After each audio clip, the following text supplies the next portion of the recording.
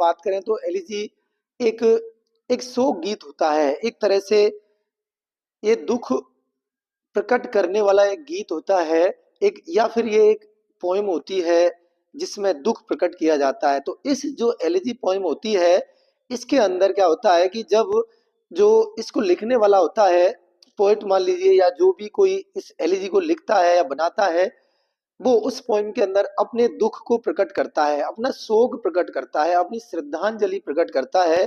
तो कहने का मतलब अपना सैड सॉन्ग कह सकते हैं इसको, सैड पोएम कह सकते हैं, और इसको हम मॉर्निंग पोएम भी कह सकते हैं। मॉर्निंग पोएम का मतलब होता है शोक प्रकट करने वाली कविता, या मॉर्निंग या सोरो सॉन्ग भी कह सकते हैं। तो इसमें क्या होता है, जो इसको लिखने वाला होता है वो इस पोएम को उस समय लिखता है जब उसके किसी निकट संबंधी की, उसके क्लोज फ्रेंड की, या किसी उसके कोई इंडिविजुअल पर्सन है, उसका कोई बहुत ही ज्यादा डीपली जो क्लोज है उससे, ऐसा कोई व्यक्ति है, उसकी डेथ हो गई है।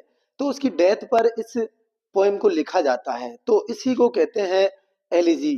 तो इस तरह एलिजी के बारे में ये शॉर्ट जानकारी है कि अपने किसी खास मित्र, खास कोई रिलेटिव, या कोई अपना खास कोई परिचित परिचित होता है, उसकी मौत पर जो दुख भरा, जो शोकपूर्ण गीत लिखा जाता है, जो पोएम लिखी जाती है, उसको हम एलिजी कहते हैं।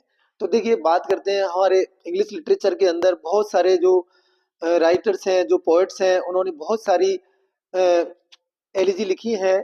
तो सबसे पहले हम देखते हैं कि ओलिजी ये है क्या। तो देखिए, सबसे पहले एक चीज कि एलिजी, तो एलिजी को हम हिंदी में कह सकते हैं शोक गीत। एलिजी एक शोक गीत है, और इसे हम इंग्लिश में एक सैड सॉन्ग कह सकते हैं, एक सैड पोएम भी कह सकते हैं। और ये एक लेमेंट करने वाली पोएम होती है, लेमेंट करने वाला सॉन्ग होता है। तो लेमेंट का मतलब होता है विलाप। तो एक शोक शोक करने वाली पोएम होती है। दूसरा